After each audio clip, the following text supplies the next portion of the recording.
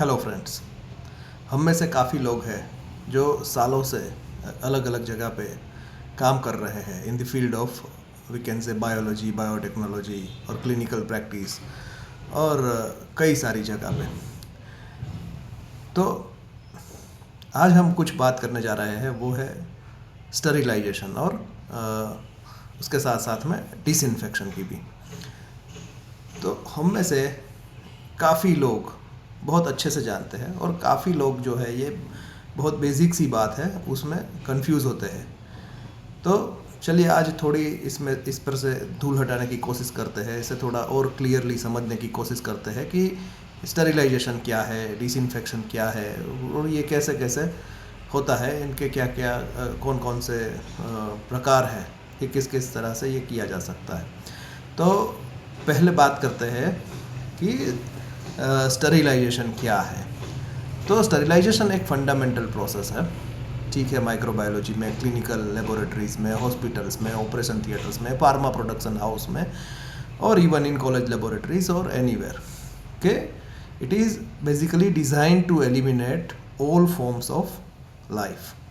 चाहे बैक्टीरिया है, bacterial spore है, फंगस है, फंगल स्पोर है, वायरसेस है, ठीक है, एनी माइक्रो ऑर्गेनिज्म, उसको 100% रिमूव करने के लिए जो प्रोसेस हम करते हैं उसे कहते हैं स्टरिलाइजेशन। साथ साथ में समझते हैं कि डिसइंफेक्शन क्या है। डिसइंफेक्शन ऐसी प्रोसेस है जो करने से हम जनरली इनएनिमेट यानी कि निर्जीव वस्तुओं पे से, निर्जीव सरफेस पे से, सपाटी पे से हम माइक्रोबियल लोड को कम करते हैं या हार्मफुल जो माइक्रो ऑर्गेनिजम्स है, पैथोजेंस है, उसको कम करने की कोशिश करते हैं, तो उसे कहते हैं डिसइंफेक्शन। ठीक है। अभी ये प्रोसेस बेसिकली 3 प्रकार से हो सकता है। एक हो सकता है फिजिकल मेथड से, दूसरा हो सकता है केमिकल मेथड से और तीसरा हो सकता है मैकेनिकल मेथड से। ठीक है। तो अब पहली मेथड जिसकी बात करते हैं हम, वो है फिजिकल मेथड। फिजिकल मेथड को अगेन अगर हम क्लासीफाई करें तो हम हीट से स्टरिलाइजेशन कर सकते हैं, ठीक है। दूसरा हम रेडिएशन से स्टरिलाइजेशन कर सकते हैं, ठीक है। अब अभी और थोड़ा इसमें डीप डाइव करते हैं कि हीट, तो 3 तरह की हीट से हम स्टरिलाइजेशन कर सकते हैं। First is the moist heat, second one is the dry heat and third one is the direct flame exposure, that is incineration. Okay. तो उसमें जो सबसे पहला मैंने बताया हीट में, मॉइस्ट हीट, मॉइस्ट हीट को हम बोल सकते हैं स्टीम स्टरिलाइजेशन, उसको हम ये भी कह सकते हैं ऑटोक्लेविंग। बेसिकली हम इसमें जो we can say surgical instruments है और स्टेनलेस स्टील की और भी आइटम्स है, उसके साथ साथ में आप पॉलीप्रोपिलीन हो गया उसको भी कर सकते हैं, कंटेनर्स हो गए, माइक्रोफ्यूब ट्यूब हो गई और वी कैन से मीडिया, जो लिक्विड मीडिया है उसे भी हम इससे मॉइस्ट हीट से ऑटोक्लेविंग कर सकते हैं। तो ऑटोक्लेविंग में बेसिकली होता क्या है, हम इन सबको एक स्टरिलाइज़र में 121 डिग्री सेंटीग्रेड, 15 पाउंड प्रेशर और 20 मिनट तक इसको एक्सपोजर देते हैं और ऑलमोस्ट 100% हम इसमें इसको माइक्रोब फ्री कर देते हैं। और ये हुआ मॉइस्ट हीट और ऑटोक्लेविंग और स्टीम स्टरिलाइजेशन। और अब हम इसमें हीट में ही दूसरे प्रकार की बात करते हैं जो है ड्राई हीट। ड्राई हीट मतलब हॉट एयर ओवन। इसमें क्या करते हैं कि 160 डिग्री टेम्परेचर की हॉट एयर का 1 घंटे तक फॉर 1 आवर एक्सपोजर देते हैं। किस किस को दे सकते हैं हम, ग्लासवेयर्स को दे सकते हैं, ऑयल्स को दे सकते हैं और ऐसी सारी चीज़ें कि जो मॉइस्ट हीट में मॉइस्ट हीट जहाँ पे पेनिट्रेट ना कर सकती हो, ऐसे सभी चीज़ों को हम इसमें ड्राई हीट स्टरिलाइजेशन कर सकते हैं। देन तीसरा हीट में ही तीसरा जो प्रकार है इसका वो है इंसिनरेशन, मतलब डायरेक्ट फ्लेम एक्सपोजर। जनरली ये यूज़ होता है कंटामिनेटेड वेस्ट को डिस्पोज करने के लिए, सीधा फ्लेम का एक्सपोजर देते हैं, उसे कहते हैं इंसिनरेशन। तो ये हो गया फिजिकल में पहला, मतलब हीट स्टरिलाइजेशन। देन जैसे मैंने बात की फिजिकल में ही दूसरा जो प्रकार है वो है रेडिएशन। रेडिएशन भी दो प्रकार के होते हैं, non ionising radiation and ionising radiation. जो नॉन आयोनाइजिंग रेडिएशन है वो है ultra violet light. Ultra violet light की मदद से आप सभी जानते हैं कि बायोसेफ्टी कैबिनेट शुरू करने से पहले, लेमिनार फ्लो शुरू करने से पहले हम 10-15 मिनट का यूवी एक्सपोजर देते हैं, ठीक है। तो ये करता है surface disinfection. UV light basically is use for surface disinfection, ठीक है। दूसरा है आयोनाइजिंग रेडिएशन। ये जो यूवी लाइट है उससे थोड़ा ज़्यादा पेनिट्रेट करता है, थोड़ा डीप जाता है। मतलब कि कोई पॉलीथीन में पैक चीज़ है, प्री पैक जितनी भी प्लास्टिक वेयर्स है जो हम लैब में या हॉस्पिटल में यूज़ करते हैं, जैसे कि कोई कैथेटर हो गया, आईवी सेट हो गया, ठीक है, दैन पेट्री प्लेट्स हो गई, इन सबको एक्सपोजर देते हैं नॉन आयोनाइजिंग आयोनाइजिंग रेडिएशन का, जो है गामा रेज और एक्स रेज। सो इन रेडिएशन दो प्रकार हो गए, एक हो गया नॉन आयोनाइजिंग जो है यूवी लाइट, और दूसरा हो गया आयोनाइजिंग जो है X rays and gamma raise.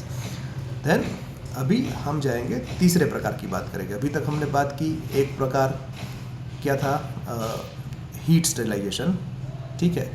दूसरा प्रकार क्या था कि रेडिएशन। ये किस में थे, फिजिकल में। तो फिजिकल में दो हो गए, heat sterilisation and radiation. Heat sterilisation में फर्दर 3 हो गए, ऑटोक्लेविंग या मॉइस्ट हीट, और then dry heat and then incineration. और रेडिएशन में 2 हो गए, यूवी रेज जो कि है आयोनाइजिंग, और नॉन आयोनाइजिंग में हो गए gamma rays and X rays. अब बात करते हैं दूसरे प्रकार की। तो पहला प्रकार था, जो पहला मेथड था वो फिजिकल मेथड था अब तक जो हमने सीखा। दूसरा मेथड है वो है केमिकल मेथड। तो केमिकल मेथड में भी एक्सपोजर टू केमिकल है ना। केमिकल मेथड मतलब क्या हुआ कि किसी भी चीज़ को आप केमिकल में डुबोएंगे या केमिकल उस पर छिड़केंगे या केमिकल के एरोजोल उस पर जाने देंगे, तो वो होगा केमिकल मेथड, ठीक है। तो पहली बात करते हैं जो बहुत ही प्रचलित है वो है ETO यानी इथिलीन ऑक्साइड। तो इथिलीन ऑक्साइड है वो बेसिकली अल्कलाइटिंग एजेंट है जो माइक्रो ऑर्गेनिज्म के जीनोम को, मतलब कि DNA को अफेक्ट करता है। और जो ये इथिलीन ऑक्साइड है ये टॉक्सिक भी है, इसलिए इथिलीन ऑक्साइड से आपको स्टेरिलाइजेशन करने के बाद थोड़ा विथहेल्ड पीरियड और एरेशन पीरियड देना पड़ता है, उसके बाद में वो चीज़ हम यूज़ कर सकते हैं। जनरली ये कहाँ पे यूज़ होते हैं कि जहाँ पे हम जो चीज़ें है वो हीट टॉलरेंट नहीं है। ये प्रोसेस जनरली 30 to 60 डिग्री के बीच में हो जाता है, तो जो हीट टॉलरेट नहीं कर सकते ऐसे प्लास्टिक वेयर्स है, इलेक्ट्रॉनिक्स आइटम है, ठीक है, ऑप्टिकल इंस्ट्रूमेंट्स है, उन सभी जगह पे हम ये इथिलीन ऑक्साइड गैस यूज़ करके उनका स्टेरिलाइजेशन कर सकते हैं, ठीक है। That is the one form of chemical sterilisation. दूसरा एक केमिकल है ग्लूटाल्डिहाइड, ठीक है। ग्लूटाल्डिहाइड जनरली यूज़ होता है डीप डिसइंफेक्शन के लिए। अगर हम उसे 30 मिनट से 1 घंटा तक यूज़ करें जनरली फॉर द एंडोस्कोप्स। और वही ग्लूटाल्डिहाइड अगर हमें स्टेरिलाइजेशन के लिए यूज़ करना है तो उसमें आपको ये जो इक्विपमेंट इंस्ट्रूमेंट है वो आपको ओवरनाइट उसमें इमर्स करने पड़ेंगे, मतलब कि 10 से 12 घंटे का एक्सपोजर देते हैं, तो वो डीपली इसको क्लीन करता है और स्टेरिलाइज करता है, ठीक है। Then chemical sterilisation, chemical method में ही एक और है कि अगर हमें पूरी जगह स्टेरिलाइज करनी है, बहुत बड़ा रूम स्टेरिलाइज करना है, कोई बहुत बड़ा वॉक इन इंक्यूबेटर है या वॉक इन कोल्ड स्टोरेज है, उसको स्टेरिलाइज करना है, तो हम यूज़ करते हैं वेपोराइज्ड हाइड्रोजन पेरोक्साइड, वेपोराइज H2O2, ठीक है।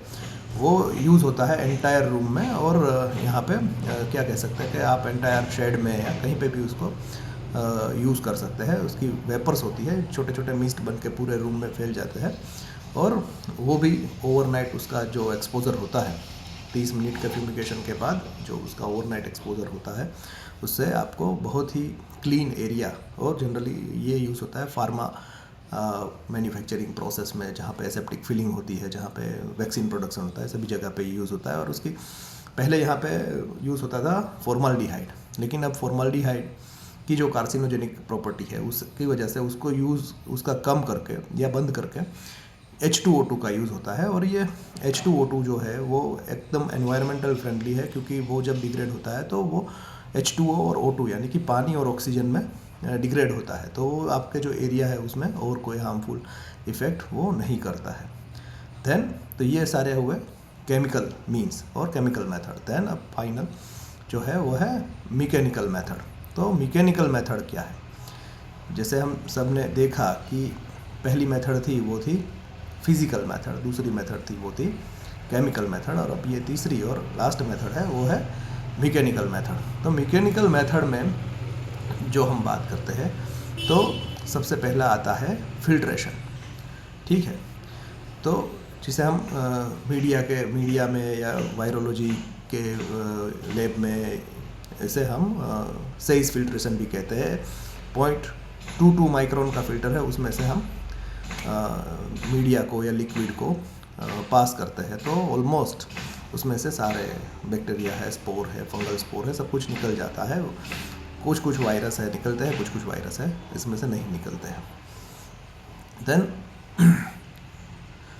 फिल्ट्रेशन में ही दूसरा फिल्टर होता है वो है हेपा और Alpa, high efficiency particulate filter. ये बेसिकली यूज़ होता है क्लीन रूम में जो एयर हम कैटर करते हैं, जो एयर हम क्लीन रूम में अंदर जाती है उसके लिए ये फ़िल्टर यूज़ होता है। ये सेम फ़िल्टर यूज़ होता है हमारे लेमिनार फ्लो में बायोसेफ्टी कैबिनेट में। तो ये क्या करता है, ऑलमोस्ट 99.97% पार्टिकुलेट फ्री एयर ये हमें देता है। ये एक बहुत मोटा सा थिक मीडिया का फ़िल्टर होता है। फ़िल्टर मतलब एक पेपर नहीं होता, ये एक थिक पेपर, एक थिक मीडिया फ़िल्टर इसे बोलते हैं, वो होता है। उसमें से उसके ताने बाने में से जब एयर पास होती है तो almost 99.97% in case of HEPA and 99.99% in case of Alpa ये हमें प्यूरिफाइड एयर जो हमारा वर्किंग एनवायरनमेंट है उसमें देता है। तो ये जो है, मैं समझता हूँ कि इन चीज़ों से आपको थोड़ी और क्लैरिटी आई होगी कि क्या है basically the process of sterilisation और डिसइंफेक्शन क्या है, और इनके 3 मेथड जो फिज़िकल मेथड है और केमिकल मेथड है और मैकेनिकल मेथड है वो क्या है। फिज़िकल मेथड में भी ड्राई हीट क्या है, मॉइस्ट हीट क्या है, इंसिनरेशन क्या है, देन रेडिएशन क्या है, रेडिएशन में यूवी रेडिएशन क्या है, गामा और एक्सरे से रेडिएशन क्या है। देन केमिकल में जो से हमने बात की इथिलीन ऑक्साइड है, देन ग्लूटाल्डिहाइड है, देन वेपोराइज हाइड्रोजन पेरोक्साइड है। सेम वे मैकेनिकल में जैसे हमने बात की कि फिल्ट्रेशन ऑफ द मीडिया है 0.22 माइक्रोन फिल्टर से करते हो, और जो हेपा फिल्टर क्या है, अल्पा फिल्टर क्या है, और किस तरह से वो हमें हमारा एनवायरनमेंट मेंटेन करने में मदद करते हैं।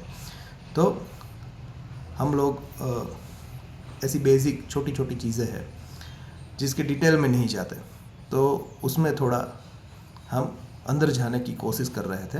तो आई थिंक आपको अच्छा लगा होगा। अगर ऐसा ही कोई सब्जेक्ट जो लेबोरेटरी के साथ में जुड़ा हुआ है या कोई फार्मा प्रोडक्शन के साथ में जुड़ा हुआ है, आप चाहे कि मैं इसमें थोड़ी डीप डाइव लगा के आपको कुछ देने की कोशिश करूं, तो आप ज़रूर कमेंट में मुझे बता सकते हैं। Thank you and have a good day.